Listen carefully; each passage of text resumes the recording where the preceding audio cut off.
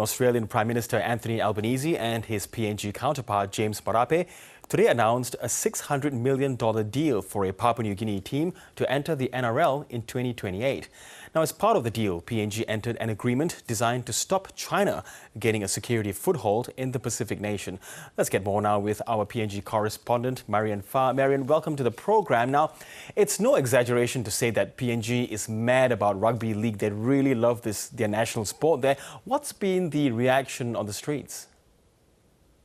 Well, Girish, a lot of people are definitely celebrating this news. I mean, it's been a long time coming. Like the latest bid for a PNG NRL team was launched in 2022.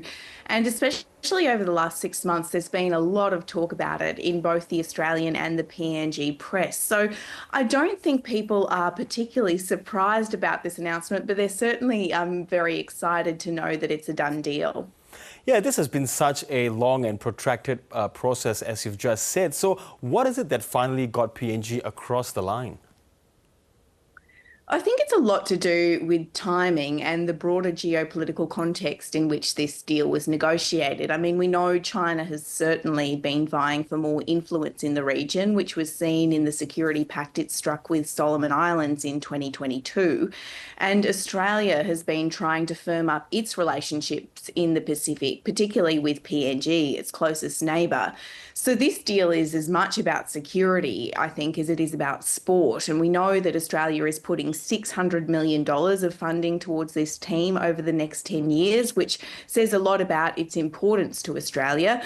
But then parallel to that agreement, PNG and Australia have entered into a separate security pact, which is designed to protect Australia's strategic interests. So if, for example, PNG were to enter into a policing or military agreement with Beijing, Australia could withdraw its NRL funding and essentially sink the PNG team. It's important to add that many people don't think that it will come to that. I mean, they believe PNG's love for rugby league is so strong that the government of the day wouldn't put the team in jeopardy, but we're certainly seeing a very strong overlap with security and sport here. And I suppose a matter of perceptions is the question whether who stands to benefit more in the context of the strategic relationship you're talking about. Well, it's a great question, and I think we'll have to see how this plays out. I mean, if the leaders are right in what they say, it'll be of enormous benefit to both countries. I mean, on the one hand, Australia gets these really important security guarantees. On the other hand, PNG is hoping that the NRL team will create a sense of national pride and unity in the country, which will help combat issues that PNG is facing, particularly around law and order. So it's really focusing more on its internal, like domestic security. Whether it will succeed in that endeavour, we'll have to see. And certainly some commentators believe that it'll take a lot more than sport to fix those sort of systemic issues. But for PNG, there's also the promise of economic benefits that will come with the influx of tourists travelling to PNG to watch the game. So there's lots of ambitions there. We'll just have to wait and see if it all pays off. Yeah, I mean, fingers crossed from a Papua New Guinean perspective and NRL fans that this does come off in 2028. But so we know that this team will be competing then. But do we know what the team's name will be called? Because the current team that is playing their national team, the Kumuls. That's the question on everyone's lips here in PNG. There's been a lot of discussions about the name. Suggestions are being thrown around. Some of them are a bit tongue-in-cheek.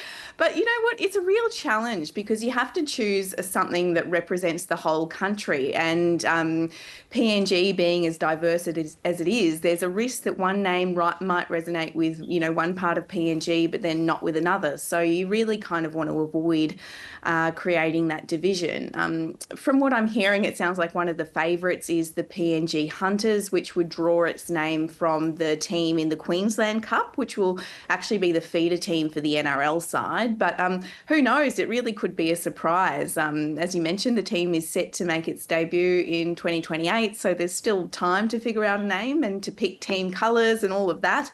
But certainly there's some avid fans here who are getting impatient to know. I can certainly feel that excitement even at this hour in Port Moresby. Marian Fa, thank you so much.